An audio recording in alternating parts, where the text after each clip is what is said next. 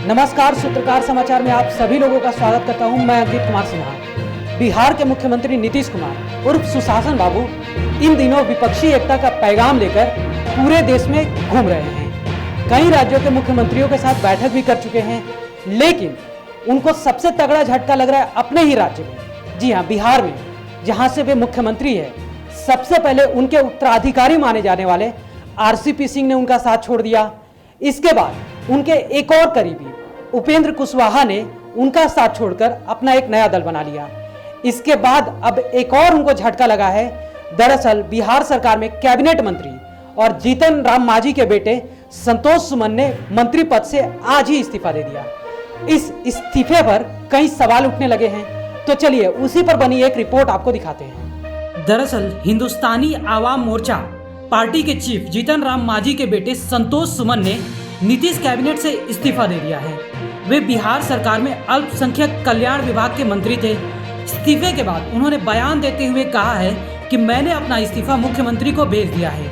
मेरे इस्तीफे देने की एक वजह है, विलय करने के लिए हमारे पास प्रस्ताव आया था।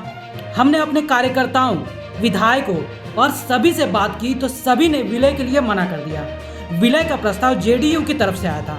हम JDU की भावनाओं का सम्मान करते हैं, लेकिन हमारी पार्टी भी बनी है तो कुछ मुद्दों को लेकर बनी है। इसलिए बेहतर था कि हम संघर्ष का रास्ता चुने, इसलिए हमने विलय के प्रस्ताव को अस्वीकार कर दिया। अब देखने वाली बात होगी कि आने वाले लोकसभा के चुनाव में किस तरफ जाते हैं हिंदुस्तानी आवामी मोर्चा के चीफ जीतन राम मांझी। हालांकि NDA का दरवाजा उनके लिए पहले से ही खुला था। अगर वे NDA में शामिल हो जाते हैं तो फिर NDA का कुनबा और मजबूत हो सकता है। चूंकि बिहार में जातिगत समीकरण को साध कर चुनाव होते हैं, तो जीतन राम मांझी एक अहम फैक्टर BJP के लिए और बिहार में NDA के लिए हो सकते हैं। NDA पहले से ही कुशवाहा, चिराग पासवान, पशुपति पारस और मुकेश सहनी के साथ बातचीत कर रही है। हो सकता है कि आने वाले लोकसभा के चुनाव में ये सभी दल BJP के साथ मिलकर लड़े। बात वहीं आ जाती है सीट बंटवारे के मुद्दे पर। अब इसमें जीतन राम मांझी जिनको लेकर पहले से ही कयास लग रहे थे कि वे BJP में शामिल हो सकते हैं, इस इस्तीफे के बाद और मजबूत हो गई है वो कयास। 23 तारीख को बिहार में विपक्षी एकता की एक बहुत बड़ी बैठक होने वाली है। इसमें पहले ही कई दल किनारा कर चुके हैं, जिसमें भारत राष्ट्र समिति, जो पहले तेलंगाना राष्ट्र समिति हुआ करती थी, तेलंगाना के मुख्यमंत्री KCR की पार्टी, वो पहले से ही अलग हो चुकी है।